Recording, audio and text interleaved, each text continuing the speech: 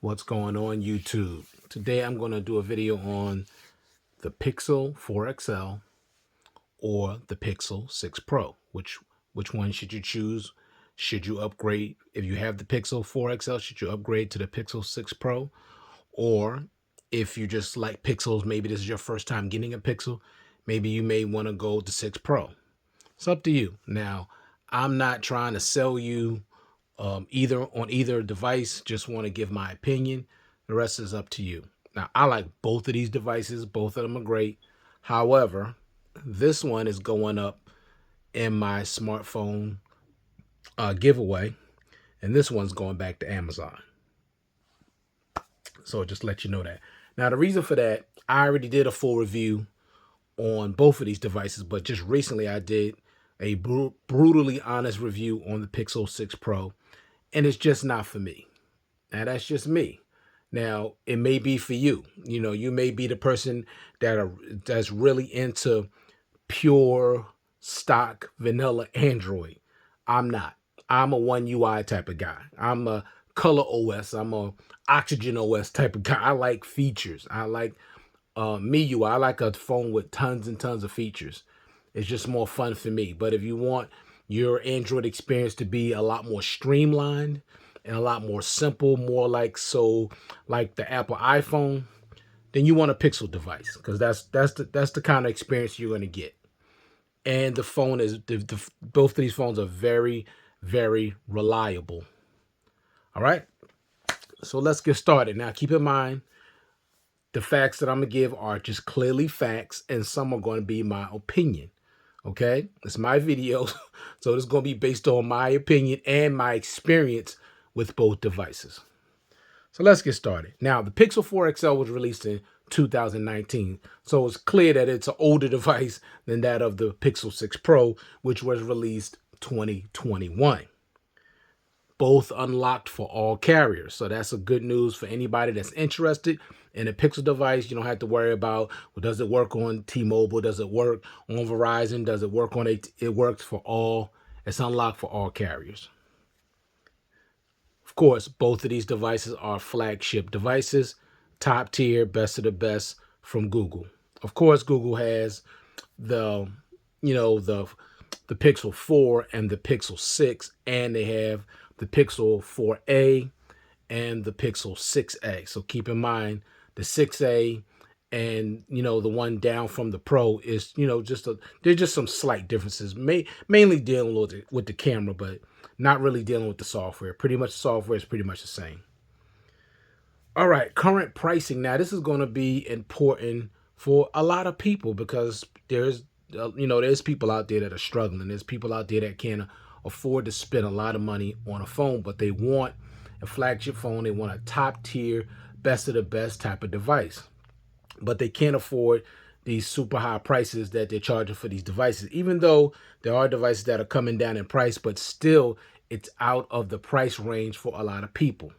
So when it comes down to price, let's take a look at the 4 XL and how much you're going to pay for that. Of course, it's going to be a lot cheaper because it's an older device. So the current price I've seen this for, now I didn't look on eBay, I didn't look on Swap, I didn't look everywhere. This is just on Amazon. Now, current price I've seen it for was $219 for 128 gigs renewed. And I will say this, I can vouch for Amazon's renewed program. You get it, you can keep it up to 90 days. If you don't like it, you can send it back. But when you get it, it's almost like it's brand new. It functions like it's brand new, and it looks like it's brand new. So you can't get no better than that, to be able to get something tested for up to 90 days. And then if you don't want it or like it, you can send it back and get your full refund. So both of these devices are renewed devices, but 219 was the lowest I've seen. For the 128 gig model. This is the 128 gig variant. Now, if you're the type of person that don't need a lot of storage, remember, there is no expandable storage on either one of these devices. But if you say you want the 64 gig, this is when Google was still putting 64 gig models on their phones, which I thought was ridiculous that this came out with 64 gigs, but it does, or it did. So for the 64 gig model, you're looking at $159. So if you're the type of person that don't need a ton of storage, or you don't even need 128 because you don't put a bunch of videos and stuff like that, or a ton of apps on your phone like that, you may want to go with the 64 gig variant, $159. That is beyond dirt cheap. I'm serious. So $219 for the 128 gig model and $159 for the 64 gig model. All right, that's for the Pixel 4 XL. Now let's take a look at the Pixel 6 Pro pricing. Now the lowest I've seen it for on Amazon, once again, was $363. That's for 128 gigs. So if you want 256, of course, you're going to pay a little bit more money. So keep that in mind. But it starts out 128 gig. They do have a 256 gig variant and a 512 variant. There's no 256 gig variant for this or a 512 gig variant for the Pixel 4 XL. Keep that in mind. All right. So $363 if you want the 128 gig renewed Pixel 6 Pro. All right, $363. That's really cheap because this phone is just a little over a year, and when it was released, it was $900. So the fact that you could get it for less than $400 right now, that's a pretty excellent deal, honestly. But you may be somebody out there that just can't afford that. So the lowest I've seen this for 64, $159 and $219. All right, let's talk about the design. Now you can see both designs clearly as day. You got, I'll put them up. You can see this, they're vastly different, okay? You got a much bigger device here. You got the cameras going all the way across, and you just got the camera in the corner. Which design do I like best? There's no question, by far, it's the 6 Pro. I love this design. I really do. Now, this design is okay, but it's really kind of blah, kind of boring. It's, like, whatever. Now, but this design with that bar going all the way across, and it's just dark. The only thing you can see is the flash. I love this look. This is Google's best design phone that I've ever seen, in my opinion. Now, some people may say the 7 Pro is, but not to me. I don't like that.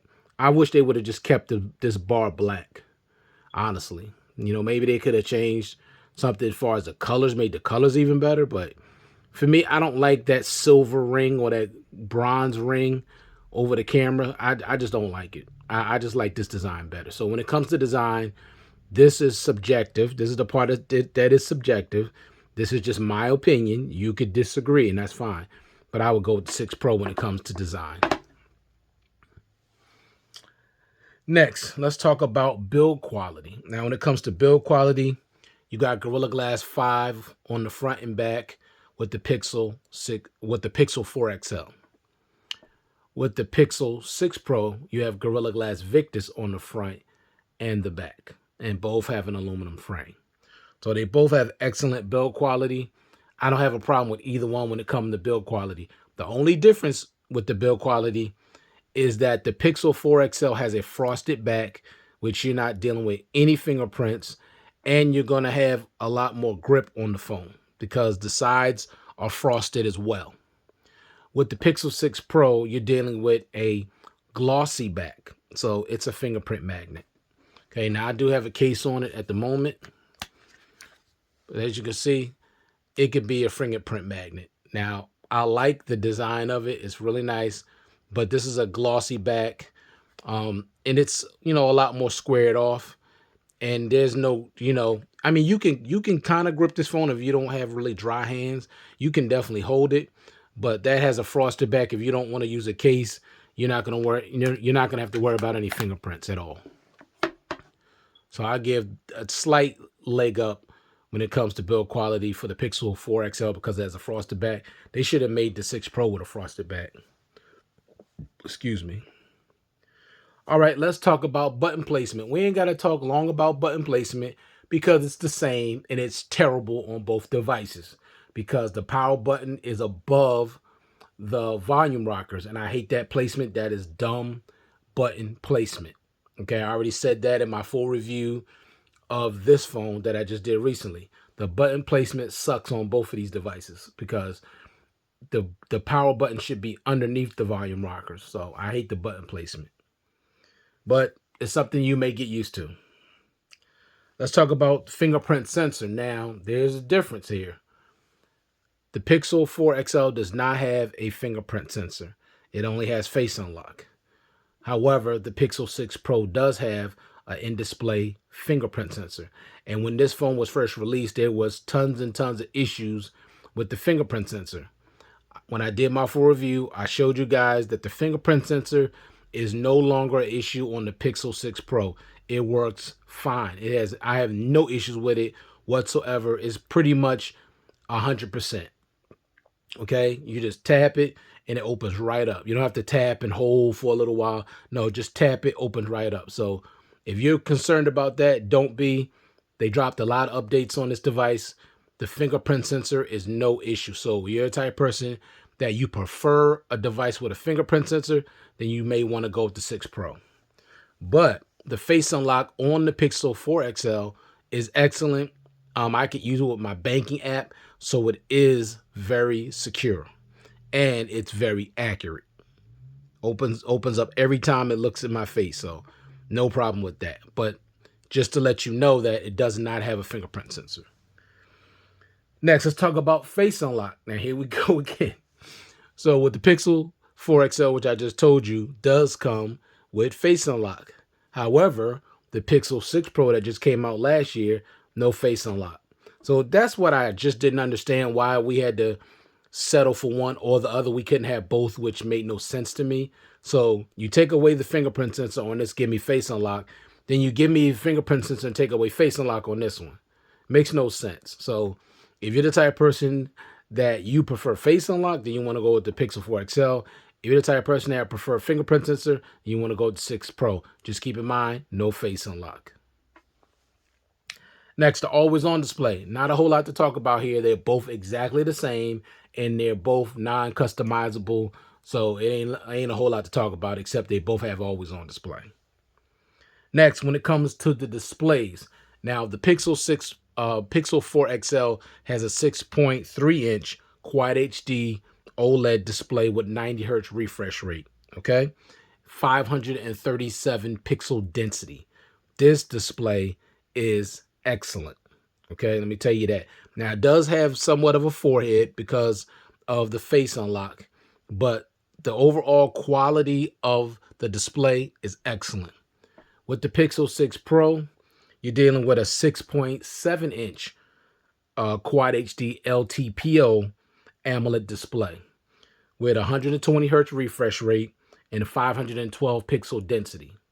So when it comes down to what's display looks better to me, it's the 4 XL because it has a way higher pixel density at 537 pixels. This one, 512 pixels. So both are Quad HD, but in my opinion, the Pixel 4 XL display looks better. But you're dealing with a bigger display. So you got 6.3 inches and you got a big forehead at the top, which I like that better than a notch. I'll take a notch over a big forehead. But with this one, you're dealing with basically almost no bezels at all and just a small little cutout for your selfie camera in the middle and no bezels. So you're getting more display, 6.7 inches as opposed to 6.3 inches. But if you're somebody that prefer smaller phones, a little smaller, a little more compact, then you may want to go with the Pixel 4 XL. And I'll tell you right now, which one feels better in the hand, like comfortable long term. It's going to be the Pixel 4 XL for me because the corners are rounded as opposed to the Pixel 6 Pro where the phone is a lot more squared off. So unless using a case that'll round this off, this is going to feel a lot more comfortable in your hands with a case and without a case. So keep that in mind too. So 6.3 inches, 6.7 inches. So if you want big, huge, more display, 6 Pro. If you want something smaller, a little more compact, and a better display, go with the Pixel 4 XL. Next, both are IP68 water and dust resistant. So you don't have to worry about dust or water on either one of these devices. Next, both come with dual stereo speakers. Okay, but the Pixel 6 Pro speakers are a little louder than that of the Pixel 4 XL, which it should be because this device is 2 years old. Next, both come with wireless charging, but keep in mind the wireless charging on both are pretty poor. And what I mean by that, they're super, super slow. So if you're trying to charge your device in a hurry using wireless charging, don't waste your time because it's not happening.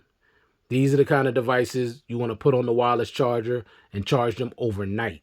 So by the time you wake up in the morning, you'll be good to go. Next, when it comes to RAM, the Pixel 4 XL has 6 gigs of RAM and the Pixel 6 Pro has 12 gigs of RAM.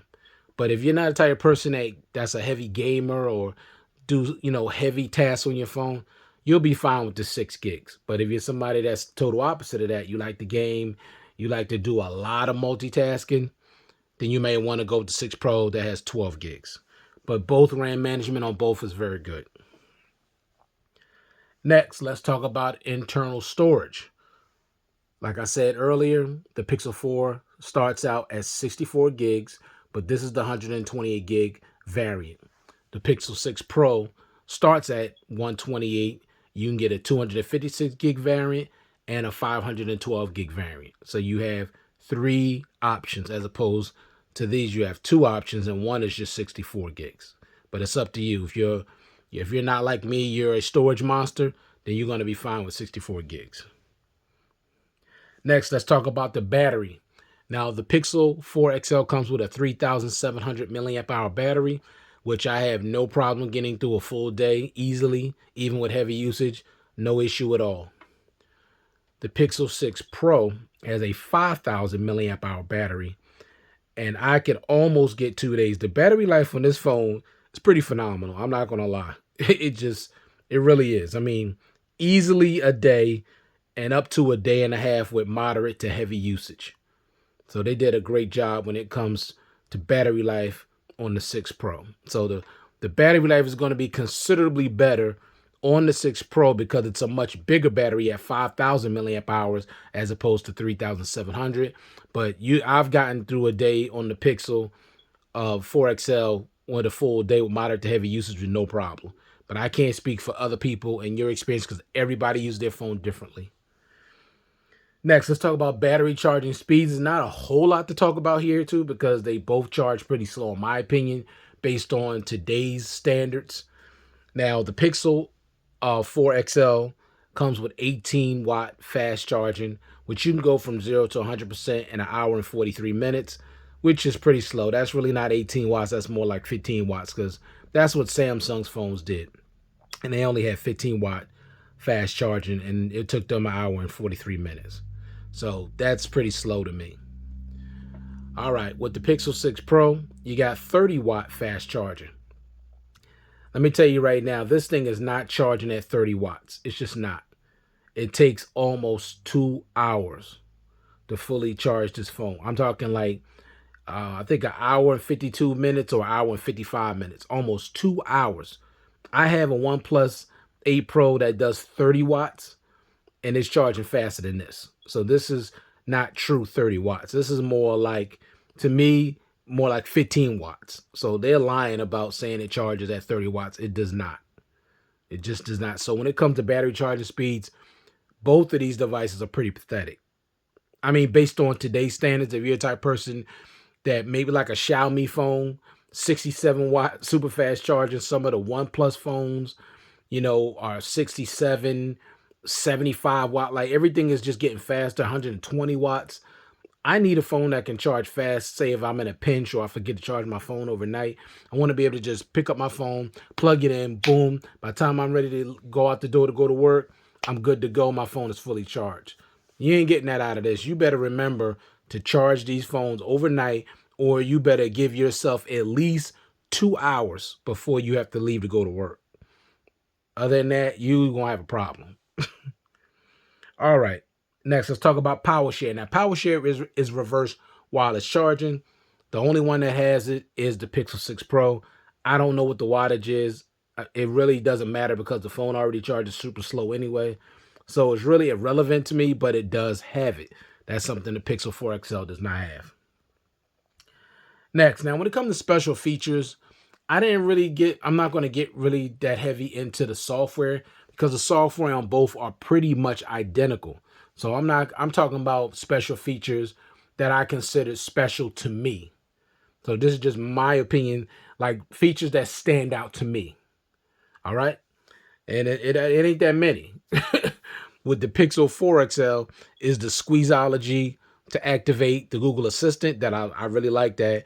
And the motion sense, where if you're listening to music and you could just swipe your hand over the screen, it'll go to the next track, or you make it go this way, go back to the next track. That's kind of cool. That can kind of come in handy if your hands are dirty. Say you're in the kitchen, you're listening to music and you want to change the song, but you don't want to touch your phone with your hands dirty, so all you do is just wave it and it'll go to the next track. That's cool. That's something that should have been, they should have just transferred that over to the Pixel 6 Pro. Now, the only thing to me that was special about this device, in my opinion, honestly, besides the design, which I really like, and the build quality, was that it just has better zooming capabilities when it comes to the camera. Okay? You just got a wide angle lens. A wide angle lens and better zooming. That's about it. That's just about it for me. No Squeezeology for the Google Assistant, no motion sense. I don't like that. So that ain't nothing really. Now the voice to text and all that other stuff, software wise, it's on both. That's why I didn't get into the software, because the software is pretty much identical. Next, let's talk about software support and performance.